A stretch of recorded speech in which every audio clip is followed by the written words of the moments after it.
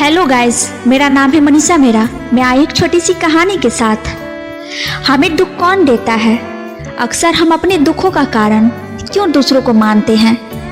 ये एक ऐसी कहानी है जो हर किसी के कर्म को छू जाती है। एक बार बुद्ध किसी गांव में प्रवचन दे रहे थे।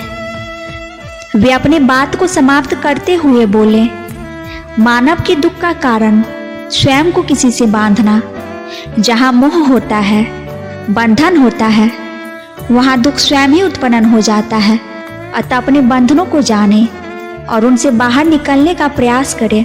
इसके बाद उन्होंने सभी को आशीर्वाद दिया और फिर अपने आश्रम को लौट गए। अगले दिन उनसे एक व्यक्ति मिलने आया। वे बुद्ध को दंडवत करता हुआ बोला, बुद्ध, कल मैं आपका उपदेश सुन रहा था। आपकी बातें मेरे हृदय में उतर गई है। मैंने अपने बंधनों को तोड़ दिया है, सारी मोहमाया का त्याग कर दिया है। अब मैं आपकी शरण में आया हूँ। उस व्यक्ति की बातों को सुनकर बुद्ध मुस्कुराए और धीरे से बोले, मुझे विस्तार से बताओ, तुमने कौन से बंधन तोड़े और किसका त्याग किया है?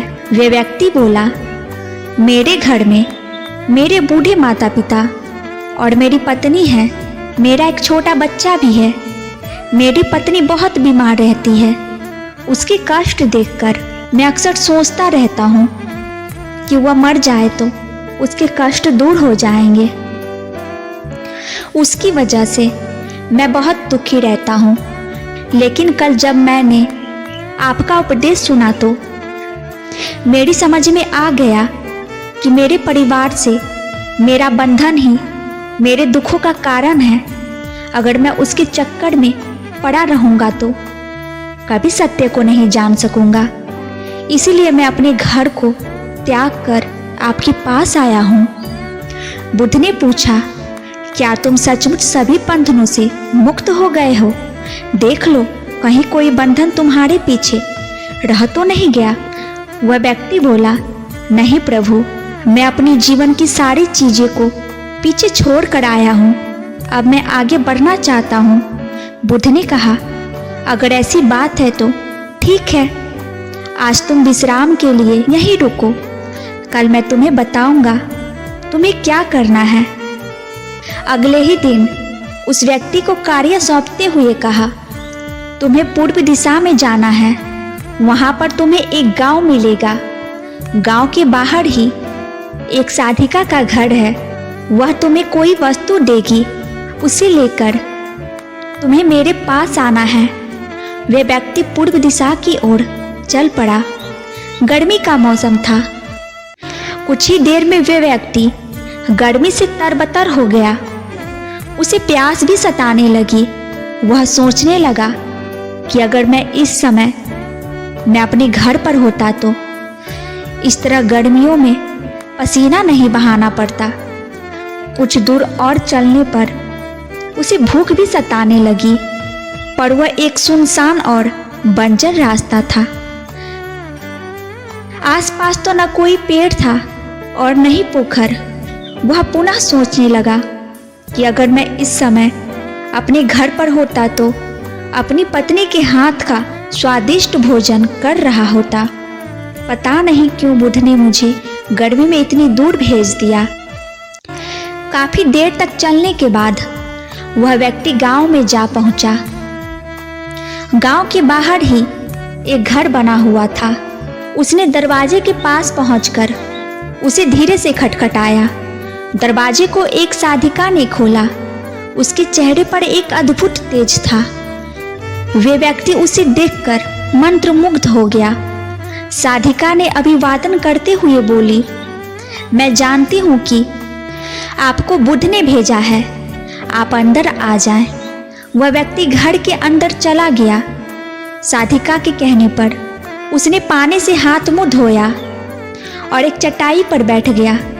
साधिका ने उसके सामने भोजन की थाली रख दी। वह जल्दी जल्दी भोजन करने लगा। अचानक उस व्यक्ति की नज़र साधिका के पैरों पर पड़ती है। उसके पैर बहुत सुंदर थे। वे उन्हें देखते ही रह गया। तभी साधिका ने उसका ध्यान भंग किया। वह बोली, जिस व्यक्ति को बुद्ध के चरणों में स्थान मिल जाता है, फिर उन्हें किसी के चरणों की आवश्यकता नहीं पड़ती। साधिका की बात सुनकर वह व्यक्ति लज्जित हो गया। नजरें नीची करके चुपचाप भोजन करने लगा। भोजन करने के बाद साधिका ने कहा, आप बहुत दूर से आए हैं, थक गए होंगे, यहीं चटाई पर लेट जाइए, मैं पंखा कर दूंगी। वे व्यक्ति बहुत थका था। वह चटाई पर लेट गया और अपनी आंखें बंद कर लिया। साधिका ने पंखा करने लगी, पर लेटने के बाद भी उस व्यक्ति को चैन नहीं आया।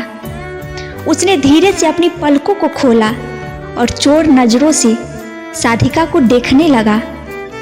वे सोचने लगा, यह स्त्री कितनी सुंदर है, इसकी वाणी कितनी मोहक है। अगर ये मेरी पत्नी होती तो मेरा जीवन स्वर्ग बन जाता। साधिका उसके मन की बात समझ गई। वे बोली, शरीर में कुछ नहीं रखा है, ये केवल मांस मज्जा अस्थियों का जोड़ है। जो व्यक्ति इसके आकर्षण से दूर हो जाता है, वे सत्य को प्राप्त कर जाता है। ये सुनकर वे व्यक्ति घबरा गया। वो चटाई से उठकर बोला, अब मुझे बुद्ध के पास जाना चाहिए। कृपया आप मुझे वो सामान दे दें जिसके लिए बुद्ध ने कहा था। साधिका ने मुस्कुराकर जवाब दिया, बुद्ध ने आपको जिस कार्य के लिए भेजा था वो कार्य पूर्ण हो चुका है। साधिका की बात उस व्यक्ति को समझ नहीं आया। वे व्यक्ति दरवाजे की ओर बढ़ चला। दरवाजे की ओर पहुंचकर वे एक क्षण के लिए रुका और पलटकर बोला, क्या आप अंतर्यामी हैं? आपने मेरे मन की बात कैसे समझ ली?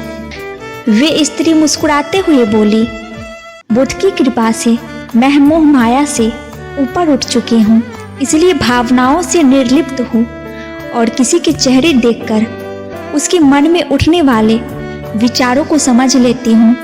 इसकी बातें सुनकर वे व्यक्ति एक बार पुनः लज्जित हुआ और सोचने लगा, सच्चे मन से मेरा सत्कार किया है, मैं उसके बारे में क्या क्या सोच रहा हूँ। उसके बाद वे बुद्ध के आश्रम की ओर लौट पड़ा। आश्रम में पहुंचकर वे व्यक्ति बुद्ध के चरणों में गिर पड़ा और बोला, बुद्ध मुझे क्षमा कर दें, मैं बड़ा पापी हूँ। उसकी बातें सुनकर बुद्ध मुस्कुराए और बोले, मैंने तुम्हें साधिका के पास इसलिए भेजा था ताकि तुम सचमुच मोह माया और बंधन को त्याग सको। वे व्यक्ति कुछ नहीं बोला, नजरें नीची करके चुपचाप खड़ा रहा। बुद्ध ने कहा, बाहरी बंधन और मोह त्यागने से हम बंधन मुक्त नहीं होते। दरअसल बंधन और मोह हमारे भीतर होता है। तुम्हें अवसर मिला, तुम्हारे भीतर का मोह जाग उठा और इसी वजह से तुम अपने आप को पापी कह रहे हो। मुझे क्षमा कर दे प्रभु। व्यक्ति ने हाथ जोड़कर धीरे से कहा, आप सही कह रहे हैं, मैं केवल अपनी पत्नी से पीछा छुड़ाना चाहता था। वे बहुत बीमार रहती थी, 1 वर्ष से हमारे बीच संबंध भी नहीं बन पाए। मैं ज़्यादा कमाता भी नहीं हूँ, इसलिए मैं अपने परिवार के दायित्वों का निर्वहन ठीक ढंग से भी नहीं कर पा रहा हूँ। इसलिए मैं अपने परिवार से पीछा छुड़ाना चाहता था, पर अब मैं समझ गया हूँ, मेरा परिवार ही मेरा सत्य है और उसके दायित्वों का निर्वहन करना ही असली कर्म है। बुद्ध बोले, मैं जो भी कहता हूँ अपने अनुभव के आधार पर कहता हूँ। लोग मेरी बातों को तो सुनते हैं, पर वे अपने स्वार्थ के अनुसार ही उसका अर्थ ग्रहण कर लेते हैं। इसलिए मोह माया, कामना, इच्छा, वासना, क्रोध को लोग बाहर की ओर खोजते हैं, जबकि ये हमारे भीतर ही हैं। हम दूसरों को देखकर तरह तरह की कामना करने लगते हैं। कामना से इच्छा जन्म लेती है, इच्छा से वासना पैदा होती है, इच्छा की पूर्ति न होने पर क्रोध उत्पन्न होता है। यह सब एक दूसरे से जुड़े हुए हैं। क्रोध के लिए हम सदैव दूसरे को जिम्मेदार ठहराते हैं, जबकि क्रोध हमारे भीतर है। तुम चाहोगे तो क्रोध आएगा, तुम चाहोगे तो क्रोध नहीं आएगा। इसी तरह बंधन बाहर नहीं होते, मन के कारण ही हम दुख पाते हैं। लेकिन जो व्यक्ति इस बातों की गहराई तक पहुंच जाता है, वे दुखों से हमेशा हमेशा के लिए मुक्त हो जाता है।